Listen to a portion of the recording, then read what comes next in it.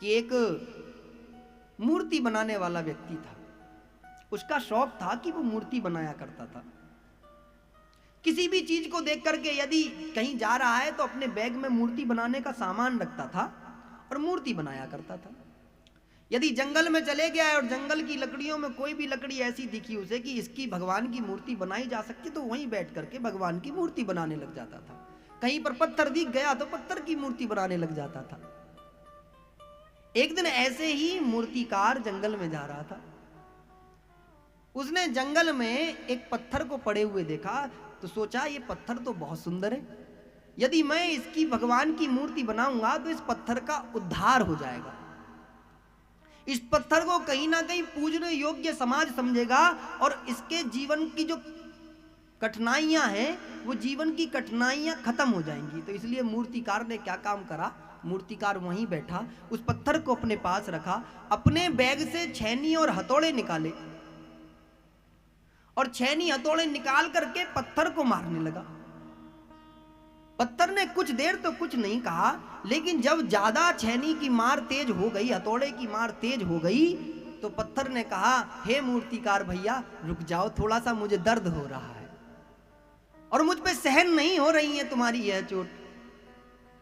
मूर्तिकार ने कहा, पत्थर सुनो, तुम थोड़ा सा दर्द सह लो, थोड़ा सा कष्ट सह लो, ये थोड़ी देर का कष्ट है, उसके बाद में तुम्हारा ना जीवन सुधर जाएगा। पत्थर ने सोचा चलो थोड़ा सह लेता हूं, फिर चोट मारी। पत्थर ने कहा कि अब मेरे को सहन नहीं हो रहा है। मूर्तिकार ने फिर समझाया कि देखो थोड़ा सा कष्ट सह लो, यदि थोड़ा सा आप कष्ट सह लोगे तो तुम्हारे जीवन का जो परिणाम है वह कुछ और होगा। तो पत्थर ने फिर सोचा कि चलो एक बार और कह दी है तो एक बार और सह लेता हूं। फिर मूर्तिकार ने छेनी से हथौड़ा मारना चालू किया, दोबारा हथौड़ा मारा, पत्थर पर आखिरकार दर्द सहन नहीं हुआ और पत्थर ने अंत में कह दिया कि ओ भैया इससे ज्यादा दर्द मैं नहीं सह सकता, मैं जिस भी परिस्थिति में हूं मैं ठीक हूं। मूर्तिकार ने कहा ठीक है। मूर्तिकार ने उस पत्थर को वहीं छोड़ दिया और अपने बैग में पुनः छेनी हथौड़े रखे और आगे जाकर के चलने लगा। आगे जाते जाते देखा कि एक दूसरा बड़ा अच्छा पत्थर पड़ा है। उस दूसरे पत्थर सोचा चलो, उसने अपने आप को मूर्त के स्वरूप में नहीं ढाल पाया तो इस वाले पत्थर को मूर्त स्वरूप में ढालता हूं। अब अपने बैग से पुनः छेनी हथौड़े निकाले और लाकर के फिर से मूर्तियों में मारने लगे। पत्थर में जब छेनी हथौड़े लगे तो धीरे धीरे पत्थर ने कष्ट को सहना प्रारंभ किया। तो मूर्तिकार ने पूछा, अरे पत्थर तुम तो कुछ बोल ही नहीं रहे हो और तुम्हें मैं इतनी तेज तेज छेनी मार रहा हूं, इतनी तेज तेज हथौड़ा मार रहा हूं, लेकिन तुम कुछ बोल नहीं रहे। पत्थर ने कहा कि मुझे पता है कि तुम मुझे क्यों कष्ट दे रहे हो, मैं जानता हूं, इसलिए मैं कुछ बोल नहीं रहा हूं। मूर्तिकार ने कहा कि तुम क्या जानते हो?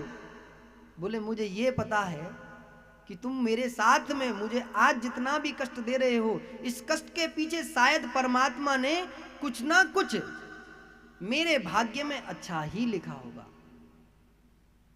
तो मूर्तिकार ने कहा कि पत्थर थोड़ी देर सहन करना और देखना, मुझे विश्वास है मैं तुम्हें इतना सुंदर बनाऊंगा, इतना सुंदर बनाऊंगा कि लोग तुम्हें दूर दूर से देख करके आएंगे और तुम्हारे सामने नतमस्तक हो जाएंगे। उस मूर्तिकार ने बड़े मन से, बड़े भाव से कई दिन में जाकर के उस पत्थर की मूर्त बनाई और मूर्ति बना करके वहीं पर रख करके चले गया। मूर्तिकार का नियम था कि जहां मूर्ति बनाता था वहां रख करके छोड़ करके चले जाया करता था।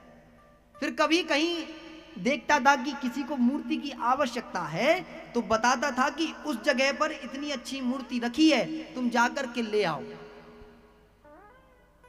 अब मूर्तिकार आगे गया, आगे जाते जाते देखा तो कुछ लोगों ने एक बड़ा सुंदर सा मंदिर बनाया था। उस मंदिर में लोग चर्चा कर रहे थे कि भाई भगवान की बड़ी सुंदर सी मूर्ति चाहिए, आखिरकार अच्छी मूर्ति कहां मिलेगी। तो ये बात जब सुनी मूर्तिकार ने, तो मूर्तिकार ने कहा कि भैया, लगता है कि तुम्हें किसी चीज की आवश्यकता है। मुझे लगता है तुम्हें किसी चीज की आवश्यकता है। बोले हाँ, हमने इतना सुंदर यह भगवान का मंदिर बनाया है और हम इस मंदिर में भगवान की मूर्ति रखना चाहते हैं, लेकिन हमें कोई अच्छी मूर्ति नहीं मिल रही है। उस मूर्तिकार ने कहा, यदि आप कहो तो मैं आपको मूर्ति की व्यवस्था करा दूं। बोले भैया बहुत अच्छा होगा।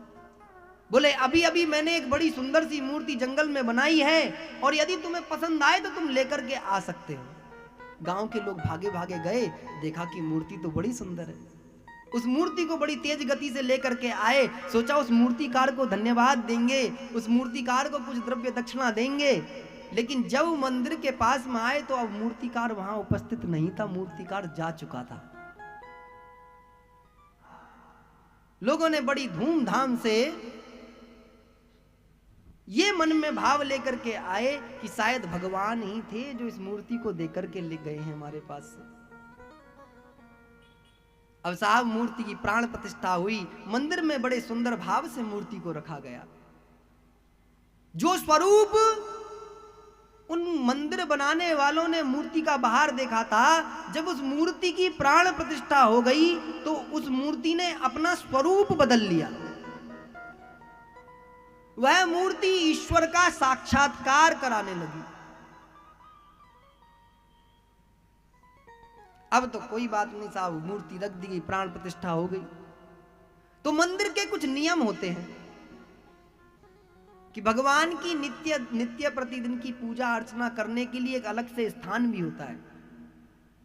तो उस स्थान पर एक और पत्थर की आवश्यकता थी। तो गांव के लोगों ने सोचा कि ये मूर्ति जब वहां पर मिली है तो हो सकता है कि कोई अच्छा पत्थर और मिले जो भगवान की पूजा के उपयोग में आ सके। तो फिर से गांव वाले जंगल में गए, देखा कि एक टूटा फूटा सा पत्थर पड़ा था, उसमें कुछ चिन्ह भगवान के निशान के थे। तो लोगों ने सोचा यह भी भगवत कृपा से प्राप्त हुआ है।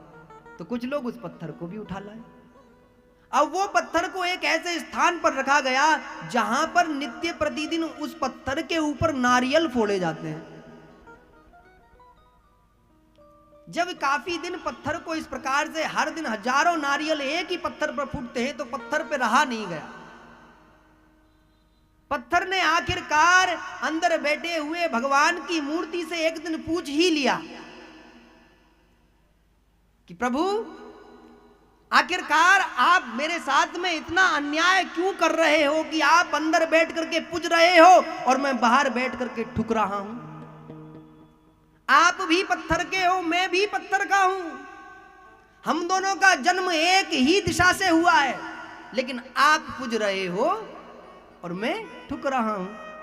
आखिर क्यों? तो भगवान अंदर से मुस्कुराए।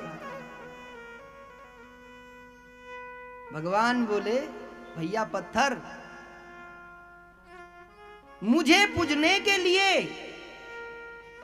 बहुत कष्ट सहने पड़े हैं।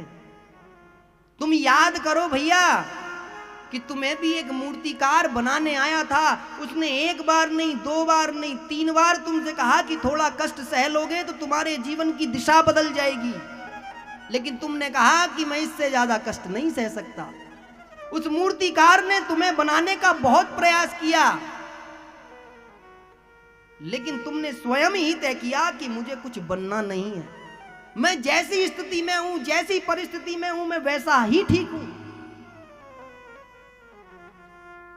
यदि तुम उस दिन थोड़ा सा कष्ट सहन कर लेते तो आज जिस स्थान पर मैं बैठा हूं उस स्थान पर तुम बैठे होते महाराज। इतना इतना इतना सा प्रयास।